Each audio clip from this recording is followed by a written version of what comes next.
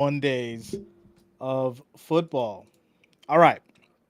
Before we get started, obviously smash that like, that thumbs up.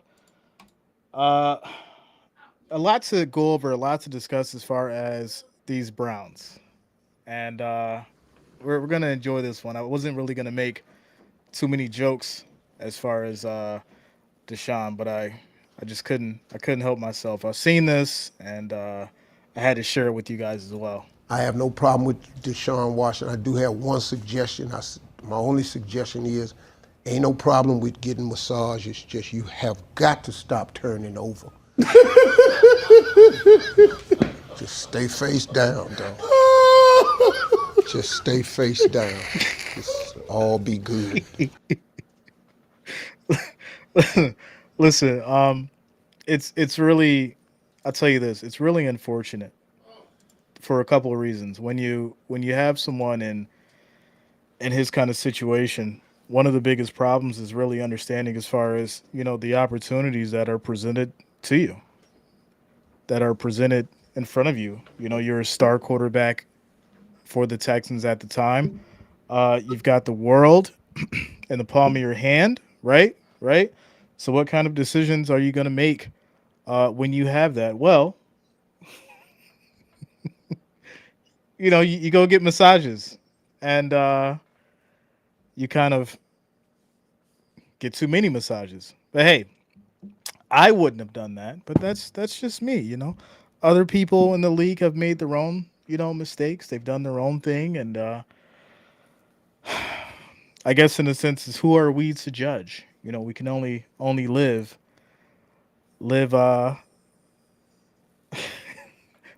according to our standards and morals and values and all that kind of stuff. Hey, we can go down that path. I don't want to keep going. Now we know what happened. Settlements were in place. Hey, he moved on. He got his suspension. He's now ready for another year with the Cleveland Browns. So, with that said, let's go ahead and get into the stats because it's very important to see what he did and how he was able to come back and why Cleveland decided to pay him so much. Quick shout out to the Wrench Gang. Quick shout out to the family as we get started here. Let me get these stats up for you guys. Get these stats up. All right, here we go. Deshaun Watson. He had 1,102 yards, 7 touchdowns, 5 interceptions, 38.3 on the QBR. As for, let's pull up the full stats. Let's do it like this. All right, here we go.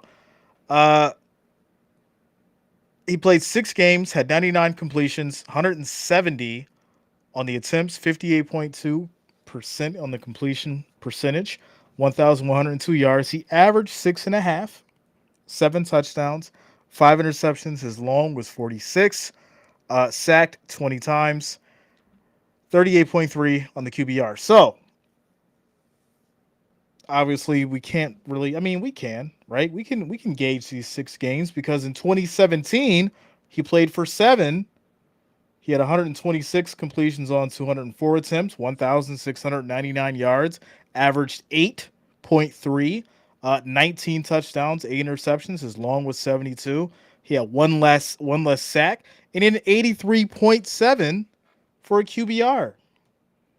So we can't really use he came late in the season as an excuse as far as for the performance.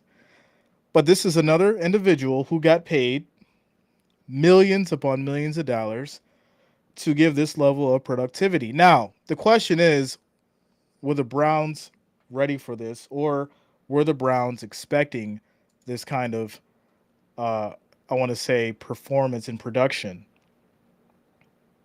That's the question.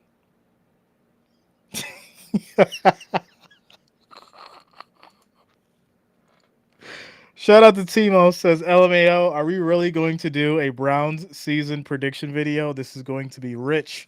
Listen, Timo, hear me out, sir. I said 30 2 teams in 31 days. Y'all know, I'm a man of my word. When I say I'm going to do something, I do it. No matter how long it takes, it's going to happen. And we're going to get through this. We're going to get through this. Bob says snooze fest. Shout out to Rebecca. Says Mafia in the house. Shout out to Bill's Mafia.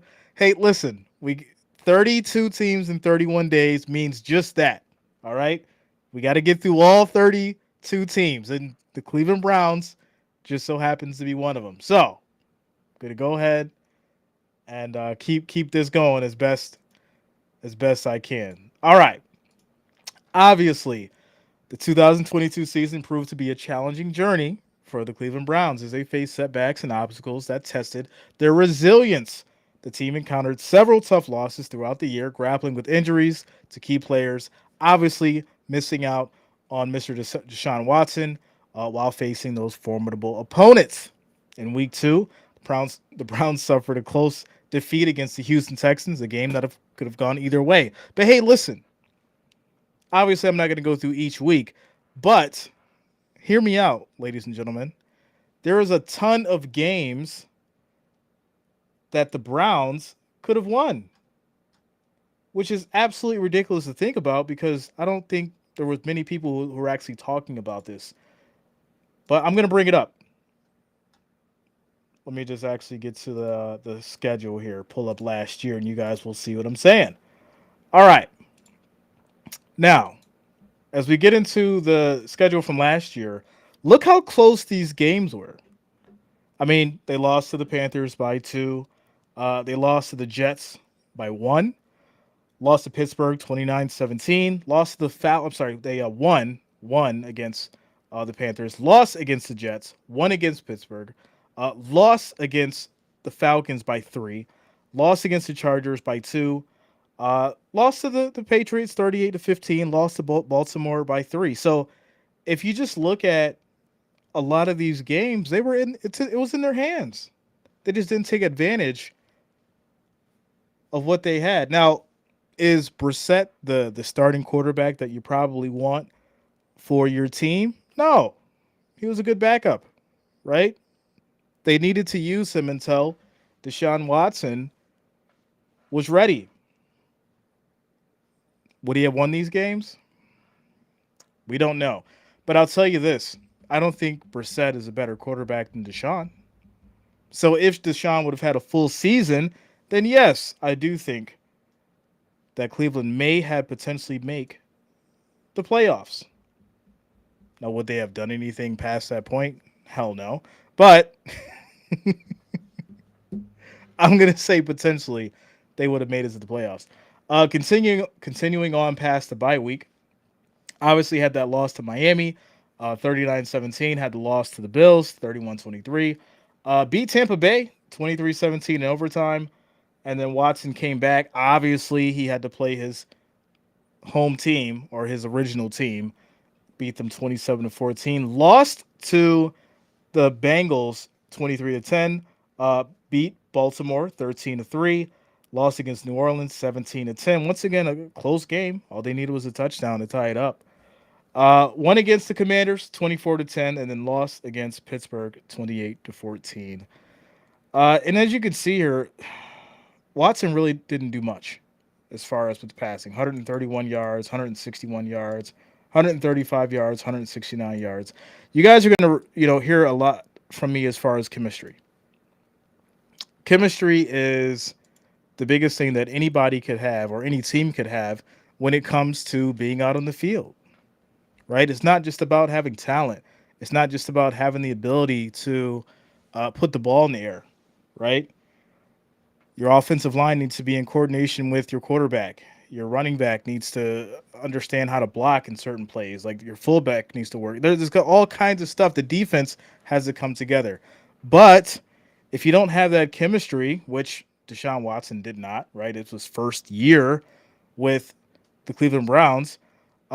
So it'd be really hard to expect someone to come back later in the year and say, hey, we're gonna do something or make some changes. So I feel like at the end of 2022, it was kind of just him trying to get his feet wet. He knew that he wasn't going to do too much. And I don't think Cleveland knew that he was going to or expected him to do much either. But with that said, we're going to go over uh, this year's roster. Well, obviously, preliminary stuff because this could obviously change. But 2023 roster, obviously, starting quarterback is going to be Deshaun Watson. Behind him is going to be Joshua Dobbs, Dorian Thompson Robinson, and Kellen Mond. And before I keep going, I do want to bring this up as well. A lot of people expect just because a quarterback gets paid so much money that they're going to come out and be great. Looking at you, Russell Wilson, um, there it's far and few between where we see a quarterback who goes to another team and comes out and excels and does great.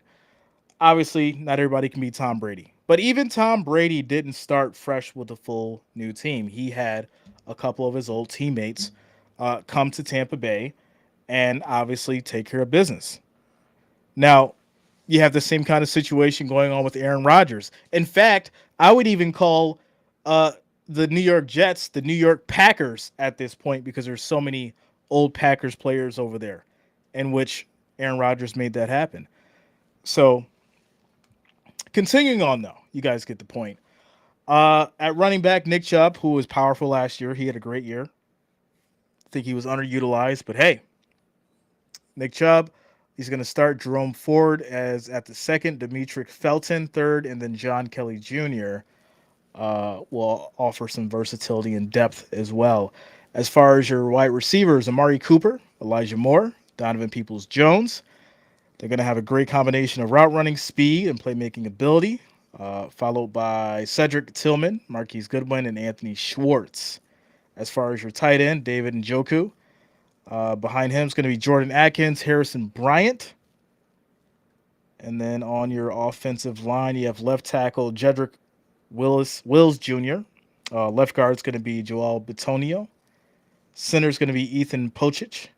Right guard is going to be Wyatt Teller. Right tackle Jack Conklin. As far as your defensive ends, Myles Garrett, the beast. Listen, you don't want to get hit by Myles Garrett. I think everybody knows that. Without a doubt, he's one of the best defensive ends that's in the league right now. I do expect him to keep that momentum going as long as he can stay healthy. He was involved in a car accident. I guess the car looked really bad, but he got out and he just had a couple scratches and he was fine. That's how tough this man is. So definitely expect to see Mr. Myles Garrett still balling next year. Alex Wright and Isaiah Thomas is going to be behind him. As far as your defensive tackles, Dalvin Tomlinson, Jordan Elliott, Sakai Ika, and Perion Winfrey. Linebacker is going to be Jeremiah Owusu Koromoa, Anthony Walker Jr., Sion Tikataki, Jacob Phillips, Tony Fields II, and Matthew Adams. Cornerbacks, Denzel Ward, shutdown corner. You guys know he locks down receivers. Martin Emerson Jr., Cameron Mitchell, Caleb Biggers will provide depth and support in the secondary. As far as your safeties, Grant Dilpit and Juan Thornhill, they're going to bring a combination of the coverage skills and playmaking ability that those guys need way deep in the backfield, as well as Rodney McLeod and DeAnthony Bell, which will be serving as backups. As far as special teams, your kicker is going to be Cade York. Punter is going to be Corey Bojorquez, which, I think that we definitely needed him, Bills Mafia, but, we had to give him up. Next is going to be punt returner Donovan Peoples-Jones, Jakeem Grant Sr., Jalen Darden, and Demetric Felton Jr. Kick return, Jerome Ford, Jakeem Grant again, Jalen Darden, and Demetric Felton. Long snapper is going to be Charles Hewlett. Nobody really pays much attention to the long snapper. As long as he doesn't drop the ball, he's doing his job. All right. Now, let's go ahead and get to this this schedule here. If my screen doesn't decide to screw up. All right, here we go. 2023 schedule for the Browns. And I know you guys are like, Jay, why are you doing the Browns? Listen, I told you guys, 32 teams, 31 days. I'm committed to it. We got to get through it. I know it's tough. It's tough. I try to give you guys jokes in the beginning of the video. In case you missed it, it was pretty funny. Shout out to Jeff King. What up, man? Says Mud Dogs are coming. Got a lot of talent on that team. Mama said alligators are angry because they all got them teeth and no toothbrush. Shout out to you, Jeff King. Much love, man. Thanks for being in the building. Bob says he needed a water boy player. Tennessee Tactical with an offseason. Deshaun will be better. Shout out to you, Tactical. What's up, man? Listen,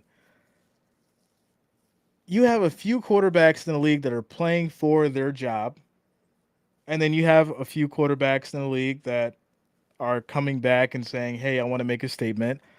I don't think Deshaun's playing much for his job. I think he's playing to make a statement at this point. I mean, he's got so much money guaranteed and locked in that hey, you know, if you look at his last year with the Texans, because people always wonder, well, why did he get paid so much money? Well, go look at his last year stats with the Texans, and you'll see why he got paid so much money. It'll start to make sense to you. Uh, the NFL pays off two things, right? Projections and what you did last year. So that's how you make your money. Doesn't matter how good you were 3, 4 years ago.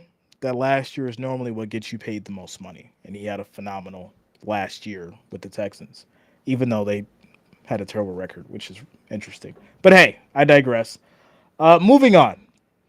Moving on. Let's go ahead and get to the schedule here. Shout out to Rebecca says watching the Red Sox. She's like, Jay, I don't want to hear about these Browns. I'll just talk about the Red Sox, and we'll get some baseball in here. All right, let me go ahead and get to the schedule before you guys get rowdy on me. All right, so we got week 1, Cincinnati Bengals. That's going to be Sunday, September 10th. It's going to be at 1 p.m. I'm going to go ahead and take the Bengals on this one. Week 1, I think Joe Burrow and company comes out on fire. Next after that's going to be week 2, Pittsburgh Steelers. This is a Monday night game. Mr. Kenny Pickett. You know, I'll be honest, this might be a dogfight. I think Deshaun Watson and Mr. Kenny Pickett are both in the same boat. But there's more tape now on Kenny, and Deshaun's definitely gonna come out ready and balling. So I might go Browns for this one. Tennessee Titans, young team now. So many adjustments. I still think they're trying to figure it out. I'm going to have to go Browns here. Baltimore and Browns. That's going to be a good one as well. Another dogfight. Lamar, Odell, Deshaun, both mobile quarterbacks, both with a decent defense. I think this is going to be, I want to say, probably a low-scoring game. I'm going to have to go with Lamar, though. I'm going to have to go with Lamar. I don't think there's going to be much that the Browns can do with that offense over there. So we'll see. We'll see, though. Looks like week 5 is going to be a bye for the Browns. After that, it's going to be San Francisco on week 6. I'm going to go with the 49ers there. Week 7 against the Colts. Shout out to you, Lutza. I'm going to have to go ahead and take the Browns against the Colts. They're not ready yet. Seattle Seahawks, week 8. Hey, Geno, the man, he signed a new contract. He's ready to go. I may have to give it to him. I may have to give the Seahawks that game. Week 9, Arizona. They're not ready. So I'm going to give the Browns that one. The rematch. Lamar may be able to pull off 2 in a row, right? In week 10. Give Baltimore that one. Another rematch against Pittsburgh.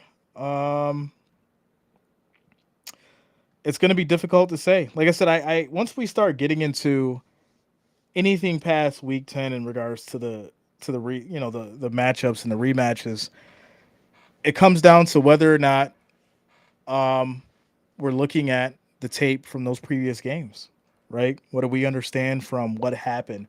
Obviously, this is all speculation right now because so much can probably change during preseason as far as with rosters and changes and things like that. So we'll obviously get back to it. But preliminary stuff, yeah, I'm going to go ahead and probably go with the Browns on this one. Denver. Well, Mr. Russell Wilson, Deshaun Watson, Um, as much as I'd hate to say it, yeah, I'll probably go ahead and give it to Russell Wilson. I'm sure he's got a couple in him, right? It's like playing spades. It's got a possible three and a possible. Um, After that's going to be the Rams. Yeah, I definitely think they may get a win on the Rams. Not really much going on over there. Jaguars, Trevor Lawrence and company. I don't sleep on Jacksonville. Jacksonville's turned into that sleeper team, but I think with the other Allen over there, their defense, they've got a nice solid run game. Trevor Lawrence is going to come out balling. I'm going to take Jacksonville on week 14. Week 15 is to be determined. So that's going to be against the Bears. Justin Fields. That's another one I think is a toss up. But I'm not going to write off Mr. Fields on that one, so I'll give that to the Bears. Against the Texans, I do expect Mr. Deshaun to show out against his old team, so we'll give him that one. Against the Jets, I don't think I don't think they're going to have much to offer Mr. Aaron Rodgers and his other Packer company. So I'll go the Jets there, and then obviously we have Sunday, January 7th, which will be Week 18 against the Bengals, and I do expect Burrow and company to go hard that last week because this will definitely probably lead to some kind of playoff implications. So, yeah, unfortunately, it looks like tough sailing for the Browns heading into this year. But hey, I could be wrong. Listen, totally speculating right now, just giving my thoughts, my input. You guys know, I mean, somebody sure is going to hold me to this. It'll be, 3 weeks in, and the Browns will have gone undefeated, and someone's going to be like, Jay, you said they were going to lose. You're a liar, and you're biased. And it's like, yo, I'm just calling it how I see it. All right. All right. Preseason obviously is going to start with the Hall of Fame game Thursday, August 3rd against the Jets. That's going to be 8 p.m. Obviously, you guys know that we'll be streaming these games, so lock it in if you have not already. You already know how we do. Friday after that's going to be against the Commanders. Thursday, 8/17 is going to be against the Eagles, and then they'll wrap preseason up with on 8/26 with the Chiefs. So that's going to be your schedule for the Browns, Cleveland Browns. Listen, I really don't expect too much from the Browns this year, but listen, with so many changes, uh, anything can happen. Injuries, difference of personnel, especially before week one. There's going to be adjustments. There's going to be changes, so things may get crazy. Obviously, we're going to address this when as the weeks go by. We'll go over everything. We'll figure it out, and we'll keep it fun. You know. Shout out to Jeff King again. Says in all seriousness, Deshaun's past performances on the field speaks for itself. I truly think the man is playing to redeem his off-field problems and change his legacy, expecting big things for him. Listen, I can agree with that. But I do think there's a lot lacking when it comes to the defense, and whether or not the coach is up to par as far as with the top contenders in the league, right?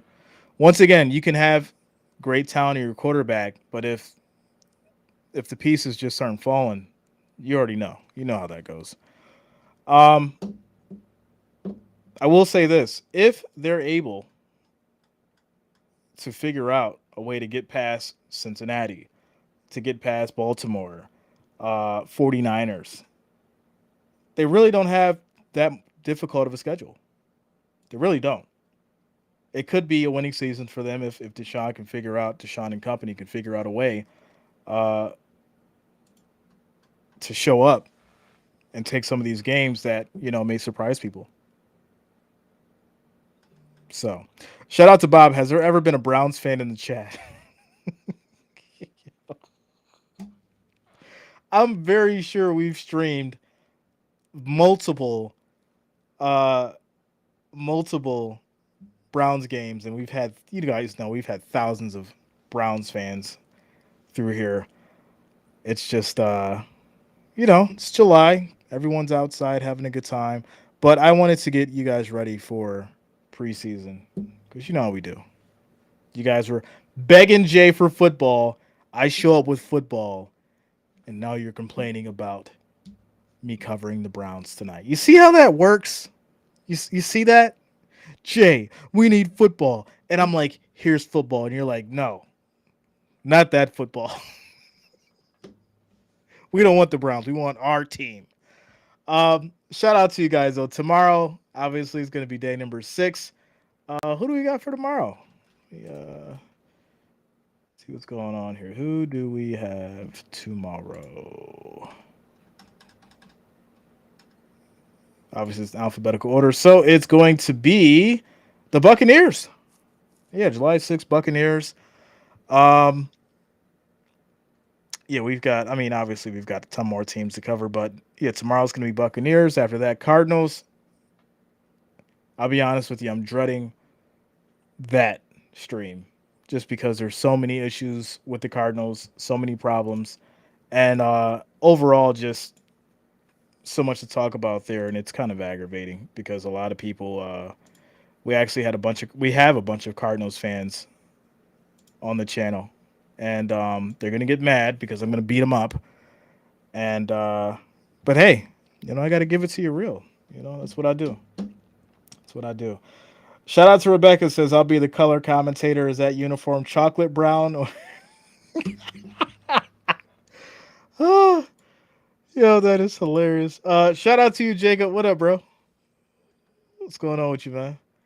Um, so yeah. After that, we've got So tomorrow we got Buccaneers and we got Cardinals.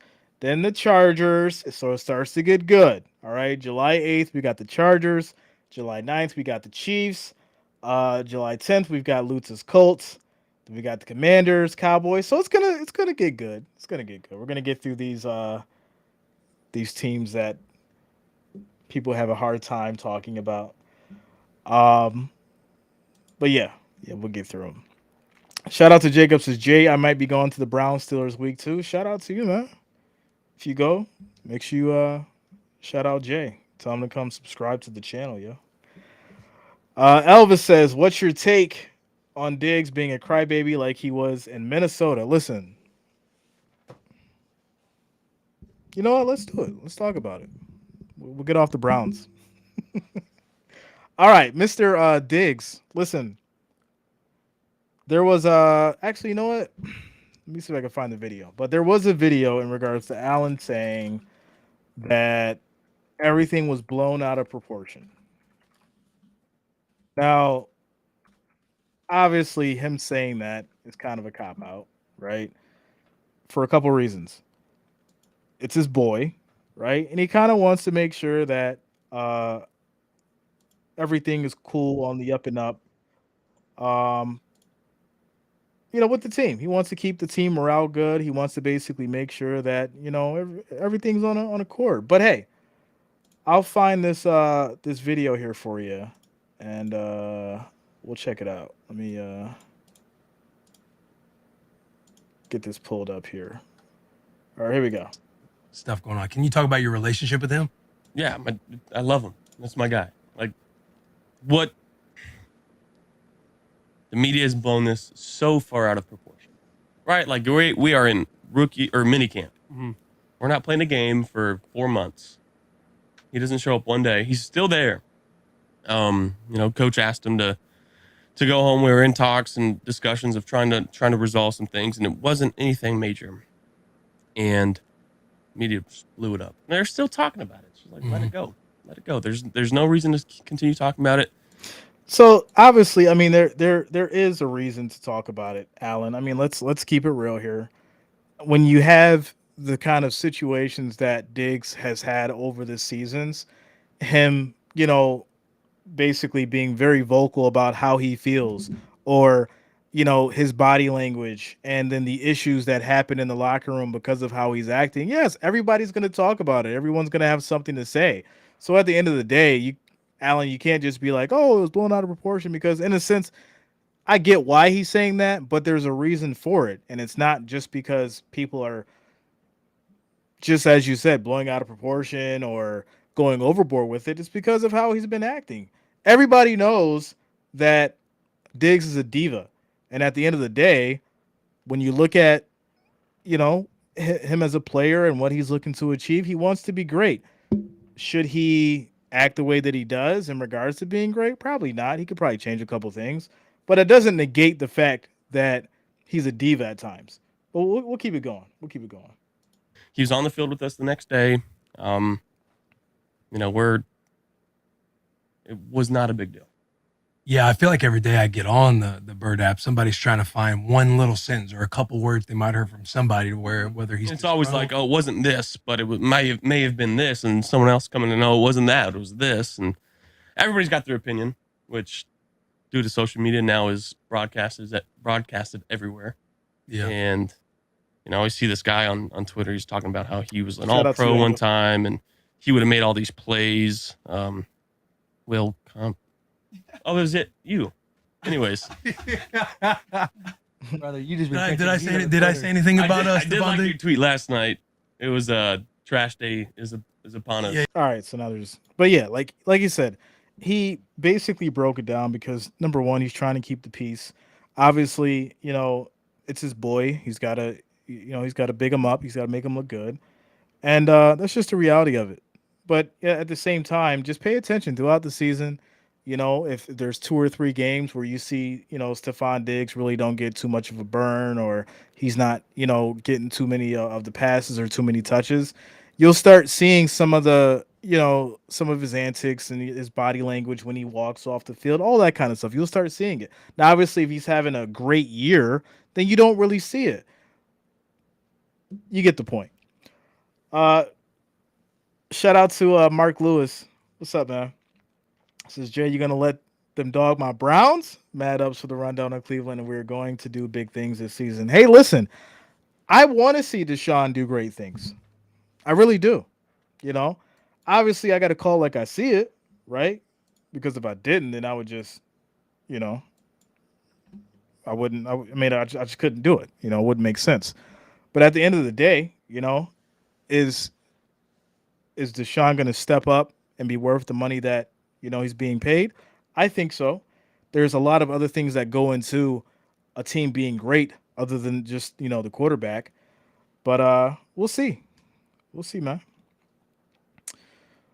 Jeff King says, I appreciate Dick's passion. However, he needs to remember he is an employee and a very well paid one. And in the end, and that's what it comes down to, you're an employee. They all are. Jeff, shout out to you, man. You're always on point. And without a doubt, you're right. I feel like sometimes we're all employees, right? Even right now, even with me being an entrepreneur, I'm an employee of YouTube, right? I still got to follow their specific rules. I can't just sit on here and spaz out and say crazy stuff, even for shock value and views and all that kind of stuff, and just expect things to go over well, right? I could lose my channel, I could get banned, get my hand slapped. It's just the reality of things, when you're an employee of an organization, and especially when you're paid very lucrative, like you're getting a very lucrative salary, you probably need to work on your attitude a little bit, adjust some things, and understand that you're also a role model for those kids that watch you every night, or every Sunday, and just understand understand and learn how to keep your emotions under control. Right, that's what's very important. Having your emotions under control is probably the biggest thing in life in general, not just with sports, but with kids, relationships, working a job, like all kinds of stuff. So it's just the reality of it. Shout out to Furious Storm coming through with the $2 super chat. Shout out to you for the $2 donation. Thanks a lot for the support.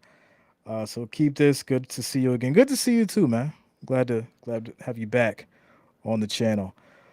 Also, Hot Dog 4789 says, do you think if Deshaun Watson has a bad year this year, do you think the Browns trade or release him? I think it depends on how bad it is, right? I think every quarterback that's been in his situation, which I think it's probably, far and few between, that have went on to be, have a situation like that happen and then got so much money down the road. So I would think that if he's able to have a remotely decent season, they're not going to just drop him or release him. If he can show some kind of worth, but he's definitely going to have to ball and show up without a doubt. I would think Cleveland would need to see some kind of a winning season for them to, to keep him. Um, Marky Lewis says, "I know Jay. A lot of Browns fans say the same thing. You said, so you good, bro. I've been watching the Browns do this crap since I was young, but it's only a sport, and I used to take it too serious. Hey, listen, I wouldn't be real with you if I sat here and I said like, oh, I never took took the game serious or took football serious and been upset and been mad at certain plays and all that kind of stuff. Because at the end of the day, when you look at what these teams mean to people and you're spending so much time and so much energy and you've been following the players and you've built built your own basically relationship. I mean, I've been to plenty of Bills games. I've met Bills players. I've got Bills autographs, like all kinds of stuff. um when you've invested, I'm a real Bills fan too. A lot of the people are like bandwagoners, but I'm a real Bills fan. I've born and raised Bills. So when you have that kind of history with the team, like, yeah, you want them to win. You want your team to get a Super Bowl. You want them to go on and be successful and be proud of the squad that you've believed in for so long. And when that doesn't happen, it makes you angry. It gets you, in that mindset, like, yo, what's going on? It's been 30 years. Like, what the hell are we doing? Um, so I get it. I think we all take the game serious. You know. Shout out to George. What's up, man? George coming through with the 99-cent donation. Thank you for the support, my friend.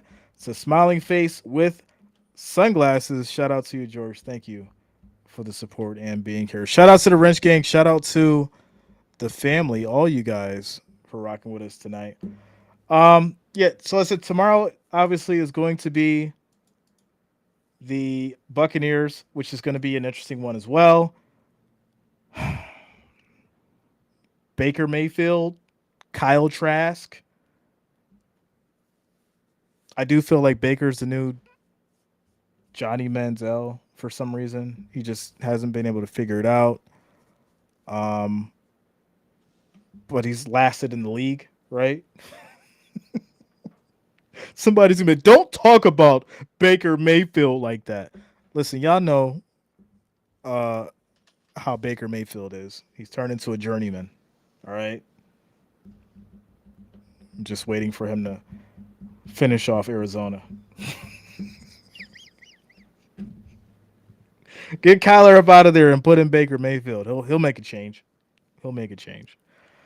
Shout out to Mark. Says diehard Cleveland Browns fan my whole life. Listen, there's very few teams that have the fan bases that the Browns have, the Bills, the Cowboys, the Patriots, Eagles, Chiefs, Raiders, definitely in that top level. 49ers. Shout out to Rebecca. Says when I hear Sox fans jump off the wagon, I always say I'm faithful. Been a Bills fan my whole life. They say, "Oh yeah." It's kind of funny to hear that though, Rebecca. Like being a Bills fan and a Red Sox fan, it's kind of interesting, right? Because most people associate those Red Sox with being a Patriots fan. Like if you're a Red Sox fan, you got to be a Patriots fan, or it's just like disrespectful. Hot Dog 4789 as a 49ers fan, I felt the pain the last 4 years, and all I want is a ring. Listen, I don't think anybody. I mean, obviously there was other people, but there was a lot of individuals who were non-believers of Mr. Brock Purdy. And you guys know I advocated for him. When he came in the league, everyone was like, oh, first game in, he was going to bomb. And I was like, no, the kid's going to do great. There's no tape on him. So he's going to go out there and ball. And what did he do? He went out there and balled. Second week he played, went out there and balled. Like literally consistently. And everyone didn't believe him. But hey, when it came down to it, him getting injured, that situation happened. You can speculate and say, yeah, he may have went on and won it all? It's possible. Fortunately, we'll never know, and that's just the reality of things. So yeah.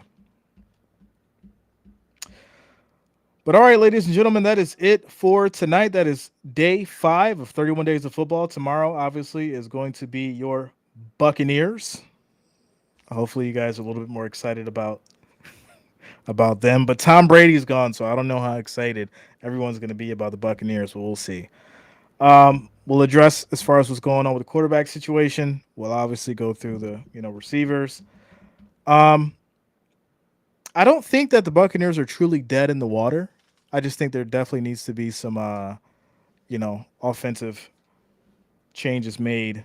The quarterback dynamic is going to be the biggest problem. I would say, roll with Kyle Trask, give the kid a shot, and let Baker play backup. But hey, we shall see, and we'll address that tomorrow. Shout out to you guys. Make sure you smash that like, that thumbs up, and of course subscribe to the channel. Peace out to all you guys. Thank you for listening and watching. I'll see you all tomorrow.